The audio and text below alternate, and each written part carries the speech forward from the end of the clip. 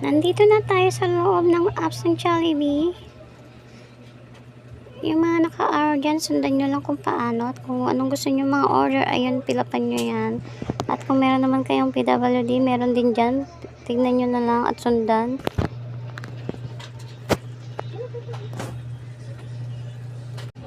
Ayoko sana kumuha ng G-Gibbs, pero sayang naman kasi diba, minsan lang magkaganyan at saka pili lang siguro yung taong magkakaganyan or hindi naman lahat merong ganyan G-Gibbs. Kaya try natin kung paano at kung legit ba talaga siya.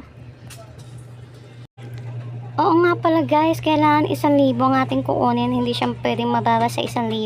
Kaya ako ay 2 jacket ang kinuha ko. Ayan, 1,000 mahigit. Alam nyo ba guys, pwede siyang ma-convert sa cash. Kaso mahirap kasi wala naman tayong credit. Meron lang tayo debit. And then, meron din Gcash online, mga ganyan. Pero, pagdating sa credit na wala tayo niyan. Kaya, mahirap siyang ipasa sa convert. Pero kung meron naman, pwede.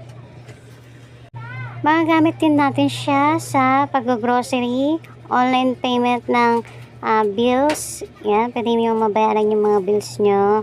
Meralco or Maynilad. Pwede na tayo pumuntang SM, doon natin ipano ang QR code kung magkano ang ating grocery. Huwag nyo lang kakalimutan na laging itatap ang G-Gibbs para doon pumasok yung ating babayaran. Installment to guys, installment, meron 1 year, 6 months, 9 months, and then 2 months. Yan, hindi kayo mahirapan, hindi kayo maghihipit kasi napakababa lang naman niya. Tapos na natin pilapan. Ayan, meron G-Gibbs, click nyo yan. Ayan, nakikita nyo installment kung magkano hulugan nyo. Sa akin, 2 buwan lang. Alaga, 600 plus lang siya guys. Hindi na masama. Pagkain naman yan. Paborito ng mga bata.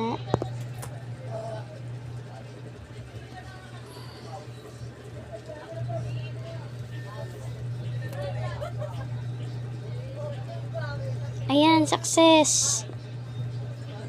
Check natin sa Jollibee.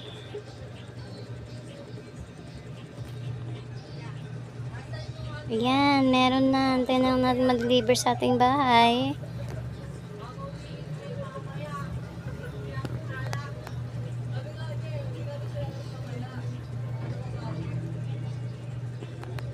Ngayon punta tayo sa Gcash. Tingnan natin kung nabawasan ba yung 10K na nakalagay sa G-Gibbs natin.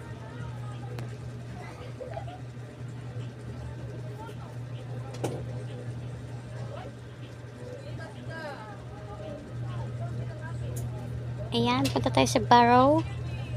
Click natin G-Gibbs.